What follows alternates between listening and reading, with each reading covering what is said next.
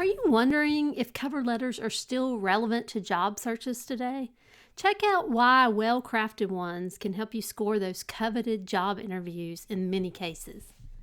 Cover letters offer multiple advantages over resumes alone. First, they offer valuable space for you to introduce and set yourself apart. Second, they allow you to demonstrate your knowledge of the company, whether it's about the values and priorities, recent news or awards they may have won, or other things that set them apart and make them a desirable place for you to work. Third, a cover letter also allows you to highlight how your experience and skills fit the position. And it's even great for unadvertised positions or positions that are not yet available. You're able to demonstrate to a potential employer what you have to offer should something come open. So how do you put together a standout cover letter? Let's look at the pieces to include in yours. First, an overall note.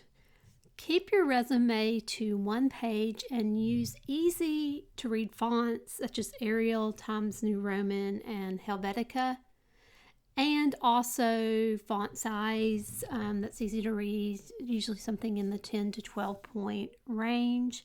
And also make sure that your cover letter matches your resume. Generally, this is the best setup for human and machine readability, with the exception of some creative arts fields. Now on to the individual parts of the cover letter. Let's start with a simple, clear header like this one. At the top of an 8.5 by 11-inch document, you'll want to put your name and some other basic information, such as your location, your phone number, and a good email address. Remember on your phone to make sure that you have a professional message should someone need to leave you a voicemail.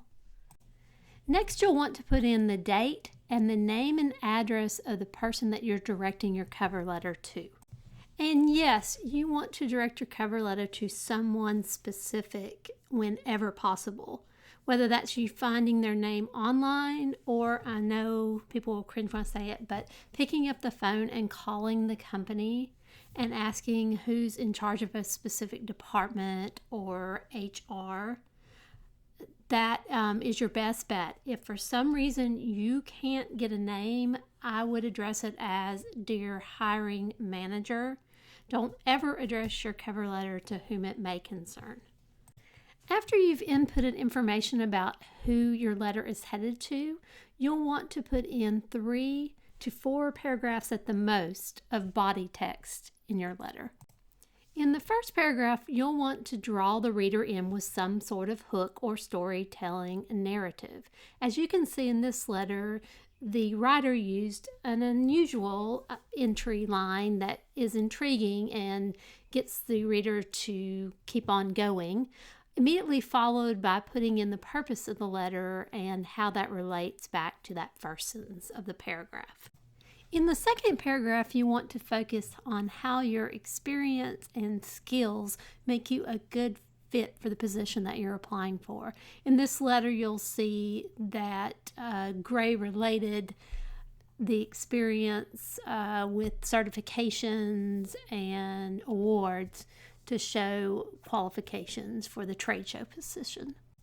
In the third paragraph, or fourth, if you took a couple of paragraphs to go over your skills and how they relate, you're going to want to sum up, again, emphasizing that your qualifications and skills are a match for the position, express excitement about it, and do a ending call to the next action, whether that be discussing the position further, as you can see in this example, asking for a face-to-face meeting or online Zoom meeting, whatever that may be, you want to end it on a call for the next action. Finally, close out your letter with an ending such as sincerely or regards with your signature. And be sure to double check your work and if possible have someone else take a look at it for you before you send your resume on out. Be sure and take a look before you go at some of my other earning and savings tips videos, and don't forget to subscribe to the channel.